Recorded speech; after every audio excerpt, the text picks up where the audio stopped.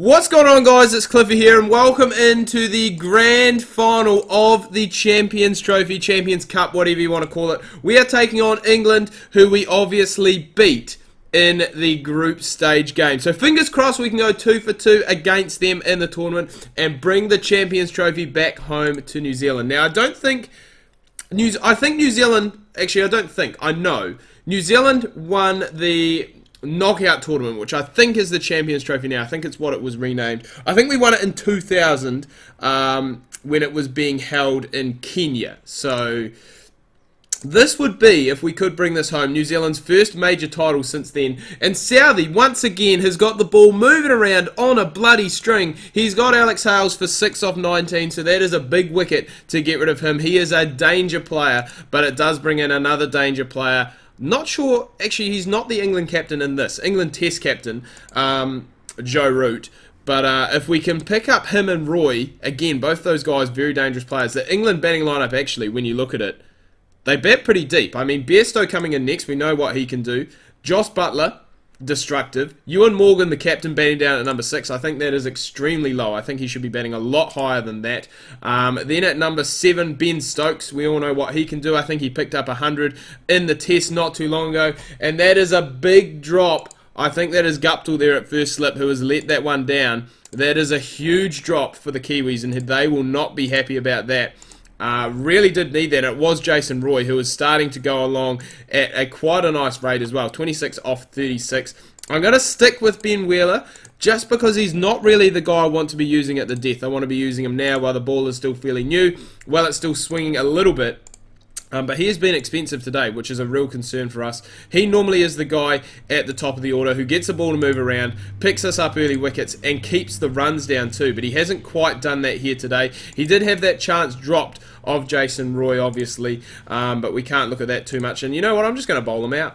I am just going to bowl him out, which is something you do not see happen very often at all in one-day internationals. A guy who opens the bowling has been bowled out. None for 48, which isn't terrible, obviously, bowling at the start, especially with some danger players like Jason Roy and Alex Hales at the top.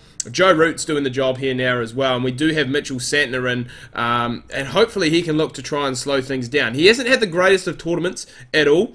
The pitches haven't really been susceptible to spin, and I did talk about that I think in the last episode as well, as we go and pick up Joe Root. That is a huge wicket for Corey Anderson. He's gone for 40 off 47. It does bring in Bairstow, and as I said, it doesn't really get much easier when you go through this England batting lineup. But as I said, I think it was possibly the semi-final or the last group stage game actually against England, and Santner has gone and picked one up here. Bairstow moving right in front of his stumps, and that is a huge plus for the left-arm spinner to go and pick him up. So, yeah, what I was saying is that it hasn't really been susceptible to spin, the pitches. So because of that, it has been difficult for Santner to go and do his job. He has been economical, but hasn't really picked up those wickets that we would like to see from him. But hopefully he can get it done here in the final, because that would just move things along very, very nicely. Anderson has been expensive. He has picked us up that big wicket of Joe Root, though. And we do still have Southee and Matt Henry left to bowl out here. I might give Colin Munro a few overs just here and there to bowl his little dibbly-dobblies, just to see if we can get anything out of that there. Sometimes it's that part-time, medium-pace, dibbly-dobbly bowler that does come in and will pick you up a few wickets. So hopefully he can go and do the job, either that or just be economical for a few. Corey Anderson, again, he has been good today, but he has been expensive, and that's something we have kind of come accustomed to as New Zealand fans, that Corey Anderson's one of those guys. He is going to pick you up wickets, but he probably is going to leak runs as well. So just if he can find that in between, you know, pick up wickets and not go for any runs, that would be absolutely awesome. So Munro, surprisingly, he has actually done a fairly good job in this tournament. He's just been the guy that's kind of filled the hole, I guess. He's batting down at number 7, which a lot of people will say probably is a little bit too low for him in this one-day side. I do have Corey Anderson, who I probably rate a little bit more with a bat ahead of him. But he's done the job when required, and that is what we needed from Santner. His last ball, and he's got the dangerous. I feel like I'm saying that every bloody English player in this game is dangerous. Joss Buttler for 39. All we really need now is Jason Roy, And if we can get Ewan Morgan quick, we know what he can do, obviously. And that is beautiful. Just what I wanted from you, Colin Munro. And you have gone and done the job for me. So there's only 10 overs left to go here. And we do have Henry and Southey left to bowl out. So probably two of our better, well, our two best bowlers, it must be said. Ben Wheeler obviously in for Trent Bolt, who did struggle at the start of the tournament. I'm going to give Munro another one. I think it'd be a bit hard to... look at that. He's moving it around an absolute mile. And he's gone and got Ben Stokes as well. Would you believe? Munro, why did I not use you earlier, son? You are just flailing it around absolutely brilliantly. So Southey's been very good too. He has used the swing exceptionally well in these last few games. That semi-final and today in the final here again. Rashid gets lucky, gets himself a little French cut. And Munro, no! No, that is Jason Roy. He has gone and passed his 100, so well done for that there. But could have been so different had that gone to hand.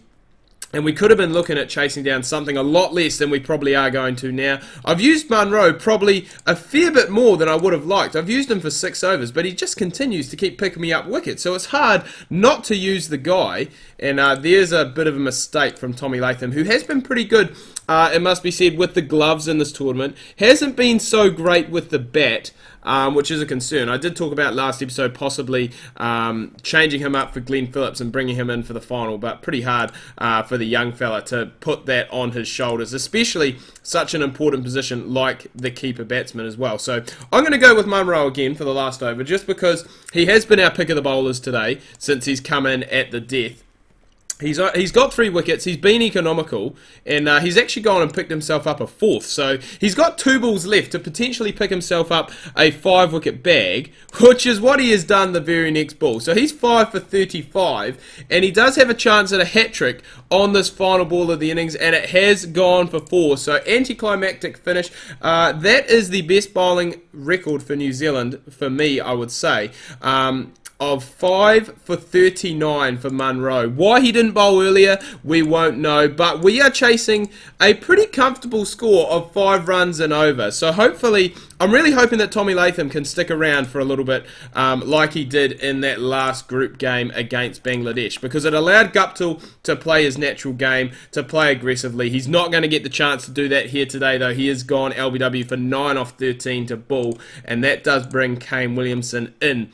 Probably a lot earlier than I would have liked, but we just need to go and keep those runs ticking over, and I think having Kane in here at this stage is good. Obviously Guptill's one of those guys, I don't want to say hit and miss, but he is a boundary player. He's one of those guys who will go out, he will score you quick boundaries, and he won't really work the 1s and 2s around as much. This is a big innings, it must be said, for Tommy Latham, because he has struggled with the bat. And that is not what I want from you, Williamson. What are you doing? What are you doing? That was not needed in that situation. Just a silly, silly shot.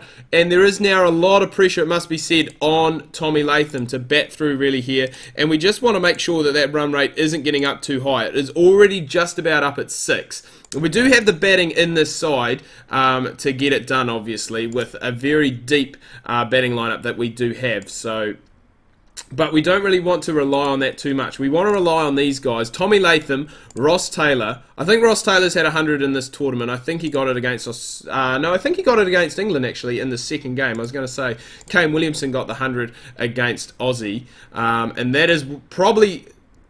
I can't ask for probably much more than that. The free hit that goes for 6 from Tommy Latham, and that is going to help his confidence hugely. We do now have spin, which was semi-effective for us with Santner. Will Rashid get a bit more purchase? You know, a bit more turn and all that? We will have to wait and see. But we're going along... Ooh, I was going to say at this stage quite nicely. That was a very acrobatic effort from... I'm not sure who the keeper is actually, if it's Butler or Bairstow. Both can keep. But that is 50 for Tom Latham. I think it's the first time he has passed it in the tournament, and what a time to get it as well in the final, especially with the 2 big players of Guptill and Williamson making, well, Guptill making a low score. Williamson got a start and then went and got himself out to a fairly stupid shot, to be fair, especially from the captain. But just as I am talking him up, he has gone and got himself out. But a fairly well-made 55, it must be said, from Tommy Latham. And Henry Nicholls, this is your chance, son. I think he did it possibly in another game for me. But this is his chance to really stand up. We do need about 100 runs inside the last... I think it's about the last... What do we need? So we need 93 off the last 16. We do have Anderson, Munro, and Santner left to come. So we do have... we're in a pretty good position, it must be said, for those hitting guys to come in and just really spank it. We've got Ross Taylor in as well, who can just look to probably try and nudge it around at this stage, get those hitters the strike. But if the ball's there, he will put it away, obviously, being the class batsman that he is. So it's still only 6 and over, so really all it does need is just one boundary and over, you know, a boundary and over and some singles, and that is just... Oh, some extras will do nicely too. 2 boundaries and we are right back on top. Needing just 55 now off the last 11. And with these wickets in hand, you'd have to say that this probably is New Zealand's game to lose. With the run rate now down below 5 runs and over. Boundaries are crucial here. If we can get a boundary early in the over and then pick ourselves up some singles, which is exactly what we are doing at this stage, that is perfect. We can't ask really for too much more than that. And that, from a senior player like Ross Taylor, not really needed. 90 off 86, he was going along great guns. It has brought Colin Munro into the crease. Does have a little bit of time to play himself in, and he'll probably fancy himself against the spin here of Rashid.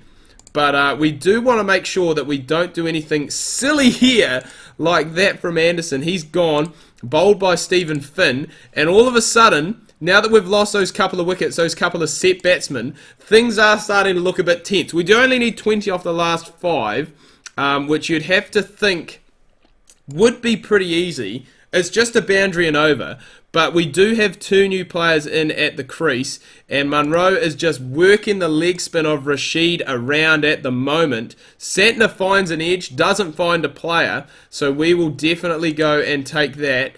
And things are... Oh my god, what is honestly going on here? 8 required. New Zealand have done a fairly good job of almost choking, shall we say. But haven't gone and done it yet, and that is big. That is huge from Munro, and I believe that has possibly tied the scores. No, they did make 250, and that has been played down the ground. Colin Munro is the hero of the final. 27 off 15 with the bat to see his side home. We can't forget Ross Taylor either for his 90 off 86. But 5 for 39 as well. Colin Munro, take a bow. A guy who I was saying probably doesn't a whole lot fit in this one-day side, has basically put New Zealand on his back, on his shoulders, and carried them to this Champions Trophy final win. That is a huge piece of silverware for the Kiwis.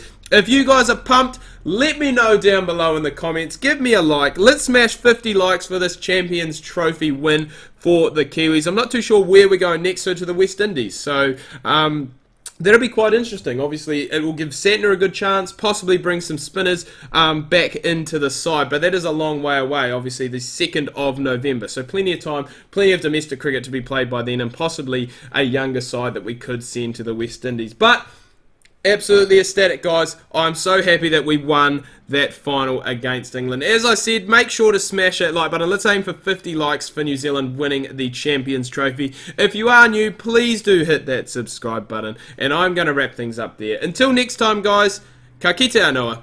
See you soon.